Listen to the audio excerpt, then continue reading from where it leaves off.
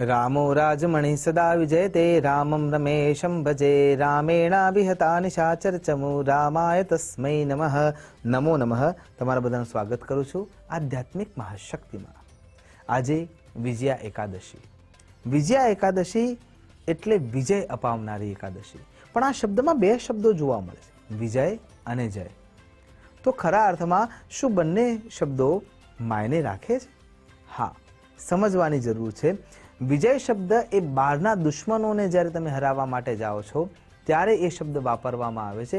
કોઈપણ દિવ્ય પુરુષ એના આશીર્વાદ રૂપે તમને એ આશીર્વાદ આપતા હોય છે, વિજયી ભવ। રાજા મહારાજાઓ જ્યારે બેન દીકરાના શિયળને જમીનને બચાવવા માટે અથવા દેશ દાજ માટે થઈને એ જ્યારે શિખાવતે જતા ત્યારે એમને દિવ્ય પુરુષો વિજયી ભવના આશીર્વાદ આપતા, કેમ કે એ બહારનું યુદ્ધ છે, બહારના વ્યક્તિઓ સાથે હિંસા સાથે જોડાયેલું યુદ્ધ છે અને એમાં વિજયી થવા માટે જે આશીર્વાદ છે એ વિજયી ભવ છે। પણ આ શબ્દને થોડું સમજવાની જરૂર છે। જ્યાં શબ્દ આવે છે જય, સદગુરુ દેવ કી જય। રાષ્ટ્રગાનમાં જય હે જય હે 3 વાર।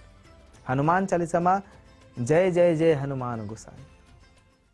ભગવાન પરમ તત્વોને પણ આપણે જયકારા સાથે નિવેદિત કરીએ છીએ। રાજા મહારાજાઓને પણ આપણે જય ગાઈ ચૂક્યા છીએ અને એના સાથે સાથે અન્ય દેવ તત્વોની પાછળ પણ જયકારો સંભળાય છે।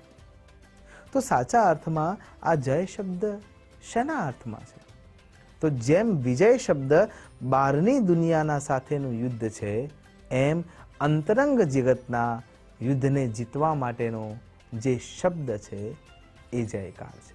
એટલે કે આપણા પરમ તત્વોએ સાચા અર્થમાં અંદરના જે 6 પ્રકારના દુશ્મન છે, કામ, ક્રોધ, લોભ, મોહ, મદ અને મત્સર, એનો નાશ કર્યો છે અને એના ઉપર વિજયતા પ્રાપ્ત કરી છે ઇન્દ્રિયોના સંયમ દ્વારા અને પોતાની તપશ્ચર્યા દ્વારા। એટલા માટે એના પાછળ જય શબ્દ વાપરવામાં આવે છે।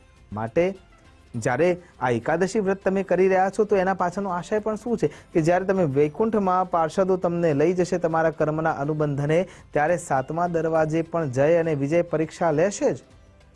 વિજય પહેલી પરીક્ષા લેશે અને પૂછશે કે શું સમાજના દૂષણોનો નાશ કરવા માટે તમે કોઈ પ્રયત્ન કર્યો છે ખરા? સાચા અર્થમાં ધર્મને જાણીને બીજાના પ્રતાડનને સહન કરીને પણ તમે સચ્ચાઈનો રસ્તો અપનાવી રાખ્યો છે ખરા? અને જ્યારે તમે એ પરીક્ષામાંથી પાસ થાઓ છો ત્યારે જયની પરીક્ષા આવે છે અને એ ખરા અર્થમાં પૂછશે, એ પરીક્ષા વધુ કઠણ છે કે તમે તમારા આપ્તજનોને ક્ષમારૂપે પુષ્પ આપ્યું છે? તમે તમારા નજીકના વ્યક્તિઓને અથવા તમારા ઉપર અપકાર કરવાવાળા કૃતજ્ઞોને સામે કૃતજ્ઞતા ભાવ આપ્યો છે? તમે તમારા ઇન્દ્રિયોના સંયમ થકી કામ, ક્રોધ, લોભ, મોહ, મદ અને મત્સરને કંટ્રોલ કર્યો છે? અને જો તમે એ પાર પાડ્યું છે તો એ વિષાક્ત અવસ્થાને છોડી છે તો, અને સાચા અર્થમાં પોતાના અંતરંગ શક્તિઓનો સાક્ષાત્કાર કરીને જીવનને યોગ્ય રીતે જીવ્યા છો તો જ તમે ભગવાન વિષ્ણુ નારાયણના ક્ષીર સમુદ્ર સુધી પહોંચવાને યોગ્ય છો। અન્યથા આ વિજયા એકાદશીની વ્રત કથા આપણને ત્યાં સમજણ આપે છે કે પહેલાં બહારની જે દુનિયા છે એને તમારે સાથે લઈને ચાલવાનું છે અને તો જ તમે એમાંથી પ્રાપ્ત કરી શકશો જીવનના મૂલ્યોને। સાચા અર્થમાં જોવા જઈએ, માનો કે આપણે ગાયને ખરીદવા માટે જઈએ છીએ તો એવું થોડું કહી શકીશું કે મને તો દૂધ આપનારી ગાય જ આપવી રહી, પણ જ્યારે તમે દૂધની યાચના કરો છો તો છાણ પણ એના જોડે જોડાયેલું રહેશે જ। આ દુનિયામાં કોઈ પણ ફળ એવું નથી કે જેના અંદર કોઈ પણ તત્વ છોડવું ના પડે। ચાહે કેળું હોય તો ઉપરની છાલ છોડવી જ પડશે। દ્રાક્ષ પણ એવી છે કે જેના અંદર બીજ હોય છે અને અમુક દ્રાક્ષ એવી છે કે જેના પાછળ ડંઠલ જોડાયેલું છે, એ ડંઠલ તમારે છોડવું પડશે, ત્યાં એનો ડાઘો રહી જાય છે, એ પણ છોડવું જ પડે છે। નારિયેળને તમે વધેરો છો તો એના ઉપરનું જે કવચ છે એ તમારે છોડવું જ પડે છે, તો જ તમે એ મેળવી શકો। એટલે જે પોઝિટિવ તમે ઈચ્છો છો તો સામે નેગેટિવ તમારે સામે આવ્યા વિના રહેવાનું નથી અને એના સાથે ડીલ કર્યા સિવાય તમે વિજયતા પ્રાપ્ત કરી શકવાના નથી। અને એટલા માટે પોતાના આપ્તજનોને નજીક રાખો। ભલે 5 અલગ અલગ આંગળીઓ છે પણ છેલ્લે મૂળ તો એકના એક જ રહેવાનું છે અને ત્યારે તમને વિજયતા મળશે। એટલા માટે અહીંયા જે વ્રત કથા છે એને સમજવી જરૂરી છે।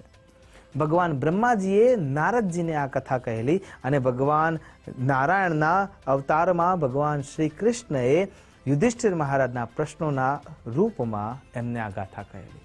ગાથા ત્રેતાયુગની છે. ભગવાન રામની ઘટના આમાં જોવા મળે છે.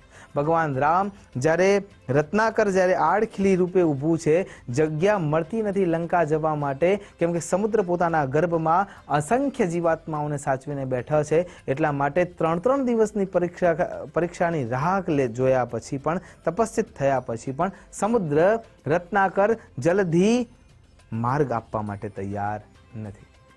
અને એ વખતે ખૂબ જ વિહવળ રીતે રામ વિચાર કરે છે કે હવે રસ્તો કરવો શું.